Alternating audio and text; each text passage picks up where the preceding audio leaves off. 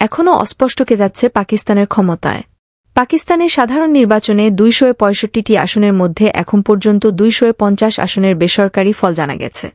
প্রাপ্ত ফলে দেখা যাচ্ছে সাবেক প্রধানমন্ত্রী ইমরান খানের দল পাকিস্তান তেহরিক ইনসাফ পিটিআই সমর্থিত স্বতন্ত্র প্রার্থীরা এগিয়ে রয়েছেন। পাকিস্তান নির্বাচন কমিশনের সর্বশেষ তথ্য অনুযায়ী প্রাপ্ত 50 আসনের মধ্যে পিটিআই সমর্থিত স্বতন্ত্র প্রার্থীরা পেয়েছেন 99টি আসন। অন্যদিকে সাবেক প্রধানমন্ত্রী নওয়াজ শরীফের পাকিস্তান মুসলিম লীগ নওয়াজ পিএমএলএন পেয়েছে 71টি আসন, আর সাবেক প্রধানমন্ত্রী বেনজির ভুট্টোর ছেলে বিলাওয়াল ভুট্টো জারদারির দল পাকিস্তান পিপলস পার্টি পিপিপি পেয়েছে 53টি আসন। কোনো দলের সরকার গঠনে প্রয়োজন হবে 134টি আসন, কিন্তু কোনো দল এখনও এক সংখ্যাগরিষ্ঠতা পায়নি। এর ফলে পরবর্তীতে পাকিস্তানের সরকার কারা গঠন করতে যাচ্ছে তা এখনও অস্পষ্ট। সেনা সমর্থন পেয়েও ভোটের মাঠে হোঁচ খেয়েছেন নওয়াজ শরীফ।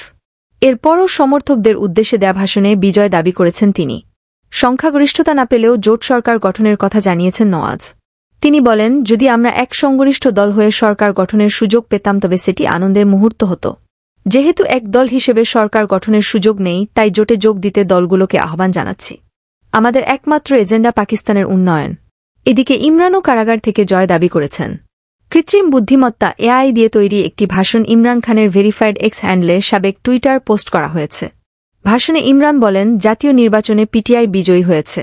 পাকিস্তানের জনগণ, আপনারা ইতিহাস গড়েছেন। আমি আপনাদের নিয়ে গর্বিত।